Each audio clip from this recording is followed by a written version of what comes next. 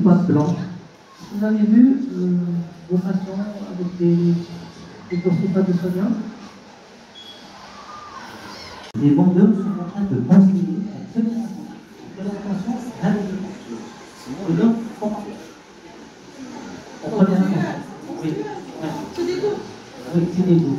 Qu'est-ce que vous sulfate de sodium, tout à fait. Et qu'est-ce que vous pensez du sulfate de sodium, de ce produit? Apparemment, l'assistance n'est pas. Ok. Bon, on avait le sulfate de sodium, donc c'est un laxatif qui fait partie des laxatifs stimulants pour les enfants en première attention. Parce qu'il provoque beaucoup d'effets secondaires, incompliments chez les patients, à dose dépendante, et aussi il provoque des hypocalémies, c'est-à-dire une perte de potassium au niveau intestinal. Et comme vous savez, donc, les hypocalémies, c'est un facteur favorisant les torsades. Donc c'est ça l'intérêt, c'est ça, voilà, c'est un signal d'alarme.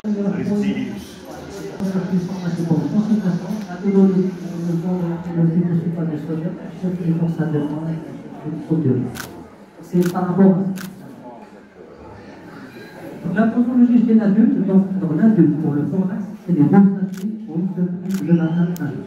Les deux sachets pour une seule prise de matin à jour.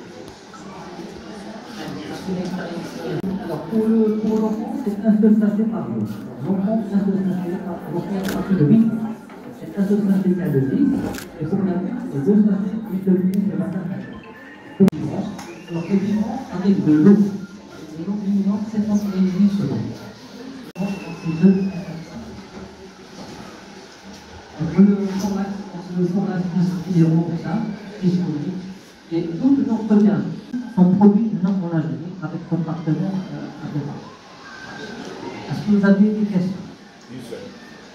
Oui. Donc ça apporte un plus par rapport à une solution par rapport à vos patients. Est-ce que c'est des produits qu'on connaît, qu'on utilise? C'est justement un rappel sur les produits.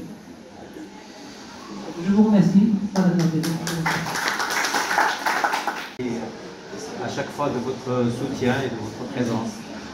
Vous êtes toujours à nos côtés, vous contribuez toujours à la réussite de nos jours.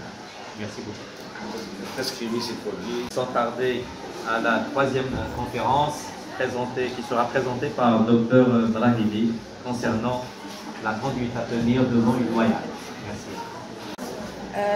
Merci de votre présence ici et merci au comité organisateur de m'avoir offert l'opportunité de vous présenter ce thème.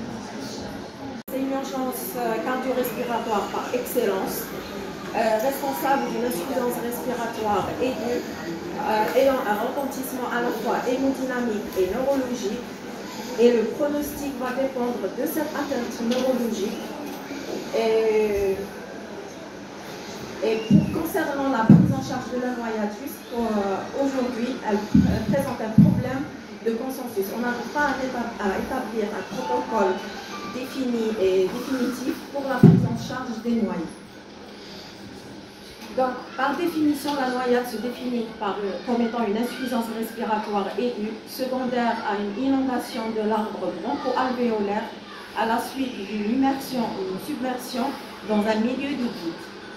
Épidémiologique, donc comme je l'ai déjà dit, c'est une urgence cardio-respiratoire par excellence, responsable de plus de 500 000 décès par an au niveau mondial. Elle est 3 fois supérieure dans les pays en voie de développement, représente la 10e cause de mortalité chez les enfants entre 1 et 4 ans.